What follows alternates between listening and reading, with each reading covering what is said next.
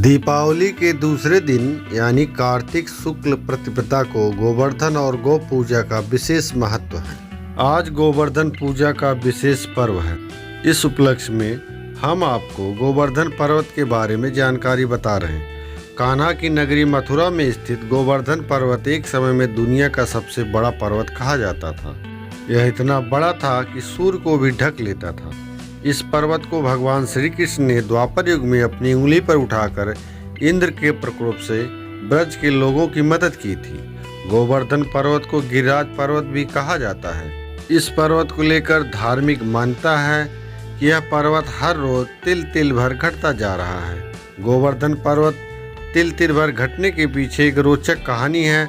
आइए जानते हैं इसकी वजह को। यह केवल मान्यता ही नहीं है बल्कि विशेषज्ञों ने भी बताया है कि 5000 साल पहले गोवर्धन पर्वत 30,000 मीटर ऊंचा हुआ करता था और अब यह पर्वत केवल 30 मीटर ही रह गया है। भगवान श्री कृष्ण ने ही ब्रज के लोगों को गोवर्धन पर्वत की पूजा करने के लिए प्रेरित किया था।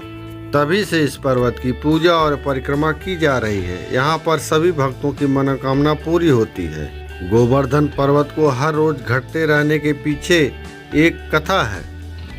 एक बार ऋषि पुलस्त गिरिराज पर्वत के पास से गुजर रहे थे। तभी उनको इसकी खूबसूरती इतनी पसंद आई कि वो मंत्रमुग्ध हो गए। ऋषि पुलस्त ने द्रोणाचल पर्वत से निवेदन किया कि मैं काशी में रहता हूँ, आप अपने पुत्र गोवर्धन को मुझे दे दीजिए। मैं काशी में स्थापित करूँगा और वहीं रहकर पूजा करूँगा। द्रोणाचल पुत्र मोह में दुखी हो रहे थे, लेकिन गोवर्धन ने कहा, हे महात्मा, मैं आपके साथ चलूँगा, लेकिन मेरी एक शर्त है। शर्त यह है कि आप सबसे पहले मुझे जहाँ रख देंगे मैं वहीं स्थापित हो जाऊंगा। पुलस्त ने गोवर्धन की शर्त मान ली। तब गोवर्धन ने ऋषि से कहा, मैं 2 योजन ऊंचा और 5 फुट चौड़ा हूँ, आप मुझे काशी कैसे लेकर जाएंगे? तब ऋषि ने कहा, मैं अपने तपोबल के माध्यम से तुमको हथेली पर उठाकर ले जाऊंगा। रास्ते में ब्रज आया। तब गोवर्धन पर्वत को याद आया कि यहाँ पर भगवान कृष्ण अपने बाल्यकाल में लीला कर रहे हैं। यह सोचकर गोवर्धन पर्वत ऋषि के हाथों में अपना भार बढ़ाने लगे, जिससे ऋषि ने आराम और साधना करने के लिए पर्वत को नीचे रख दिया। ऋषि पुलस्त यह बात भूल गए थे कि उसे गोवर्धन पर्वत को कहीं पर भी रखना नहीं है।